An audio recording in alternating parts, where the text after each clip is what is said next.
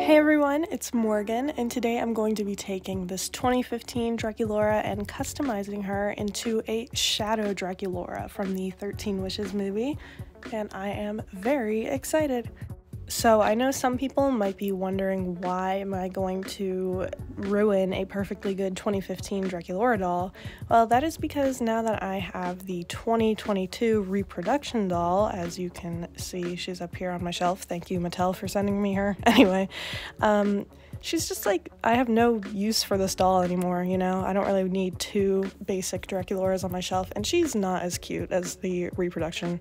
But with the revival of Monster High, I'm on a total Monster High kick lately. Emma and I are working on a San Diego Comic-Con Scara custom, which stay tuned for that. I might make a TikTok or a short about it. So yeah, let's get started on this Draculaura custom.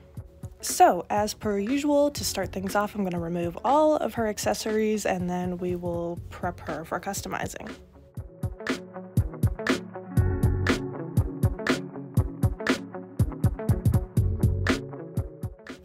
Alright, now that she's almost completely prepped, I am going to be removing the face paint of this Draculaura, so let's take one last look at her beauty before I completely wipe her face off.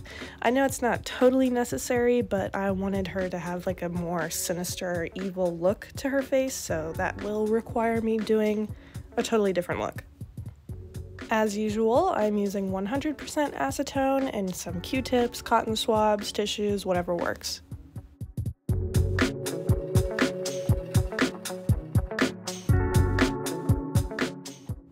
Alright, so now I'm going to wrap her hair up so it's away from her face and protected from the Mr. Super Clear sealant. And while she's outside drying, I'm going to repaint her small accessories black because that's really fast and easy.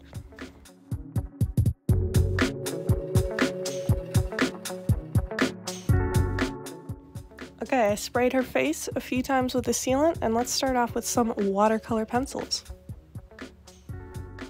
For this face-up, I am referencing lots of photos from the animation off to the side, and I'm also referencing the 2022 screening of Draculaura.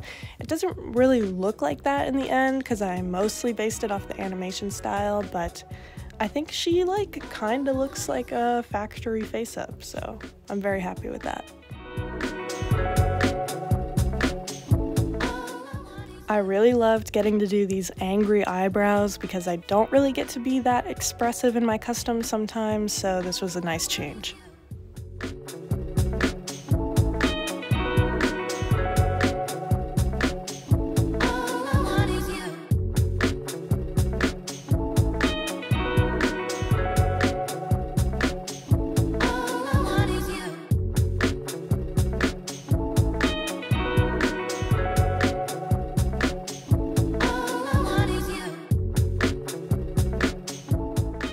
Moving on over to chalk pastels, it looks like I'm laying a very heavy layer of black chalk pastel for her eyeshadow, but once you spray it with MSC, it comes up a lot lighter, so you're actually going to have to do a few layers of the black chalk pastel to even get it to the opacity that you want. So here is her face after the first layer. I think she's already looking really good, so now it's just about layering and bringing up the opacity on everything. So after a couple of layers, I move on to acrylic paints. There's some parts of the black that I just had to go over again, like her lips and her pupils and her eyelashes. The eyebrows came out pretty solid, so I don't really think I had to go over those with paint, but her eyes totally get the acrylic look. And I know some people are like, why do you draw with the watercolor pencil if you're just going to paint over it? And it's just like, sometimes you don't really have to paint over it, but sometimes it just makes everything pop and you have a great guideline to go off of.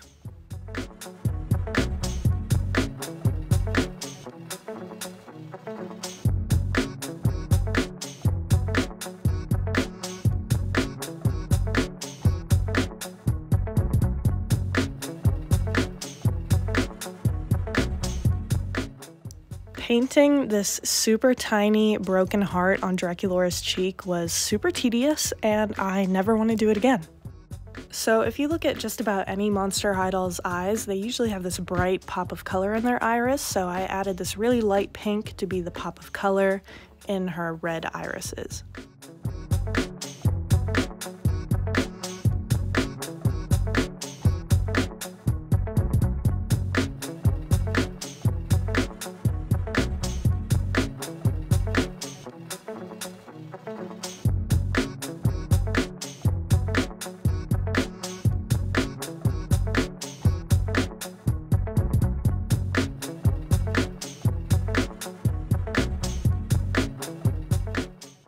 Alright, so now is for the part where I add the white acrylic paint to her face, and I'm sorry, but I do this part completely off camera because it's so frustrating. This paint can dry like really thick and streaky sometimes, and it's totally uncontrollable, but I think I got it to the best of my ability. I was most worried about her fangs coming out really streaky, but I think they look really good, if I do say so myself.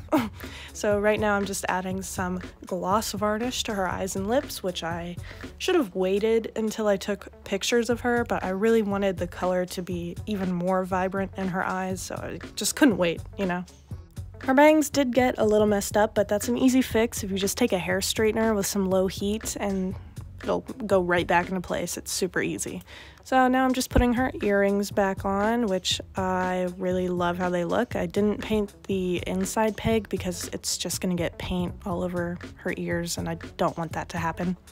So now we are trying something new today, which is dyeing doll clothes. I have tried this before off camera and it's turned out horribly in my favor. So I just want the skirt to be like a little gray, and I know this fabric will not take the dye completely. And for her shirt, I'm just gonna dye the cuffs because I know if I put the whole thing in, it'll come out totally black. So I think I'm gonna just paint the neckline and then paint the other details. So I just added like a cup of water and then brought it to a boiling heat, and I put the skirt in for like maybe 5 seconds and then washed that with cold water in the sink, and then I put the cuffs of her sleeves in a few times, and I think it looks pretty good. I mean, like, this is pretty much the exact color I wanted for both pieces of clothing, and I'd say pretty good for some trial and error. I'm gonna start off with customizing her top, and this like lacy detail on her neckline, I'm just gonna cut it completely off because I don't want to paint it because it'll make it feel really crusty and gross, which I know you might think I might get the same effect by painting the neckline and painting that top part, but I watered down the acrylic paint, so it's kind of like the same thing as dyeing it almost, but you know. And so it's not gonna make the fabric really crusty and stiff in the end, it's just like a wash.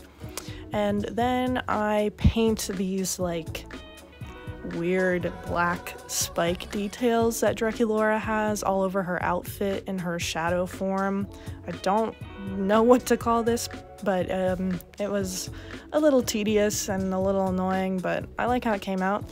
The skirt is even more tedious because it is covered in these tiny broken hearts. I hated doing this, but I am very satisfied with the outcome, so the pain is worth it.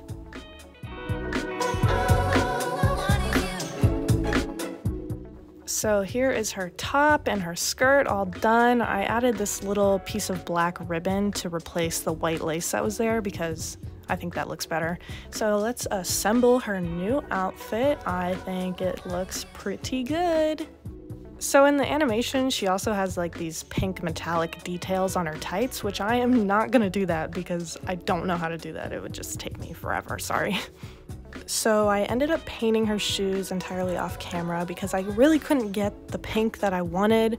I should have just went out and bought new paint, but regardless, here's how they look, and we're just gonna put those on her, and she is done.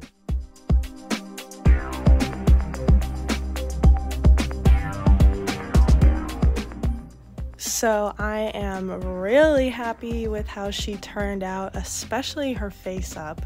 This custom only took me like a couple hours because I really didn't have much to do. It's not like I had to reroute her hair or make her a new outfit, so the process was very easy for me, so that's nice. I just wanted something that I was really into doing in between commissions, and with this Monster High revival coming back, I thought I would make a new video for a custom of a doll I've always wanted to see. So let me know what you think in the comments below, and I will make some more videos customizing Monster High characters that were never made, maybe soon, if you like that or whatever. So subscribe so you never miss a new video, and yeah, thank you guys so much for watching. I will see y'all in the next video. Bye!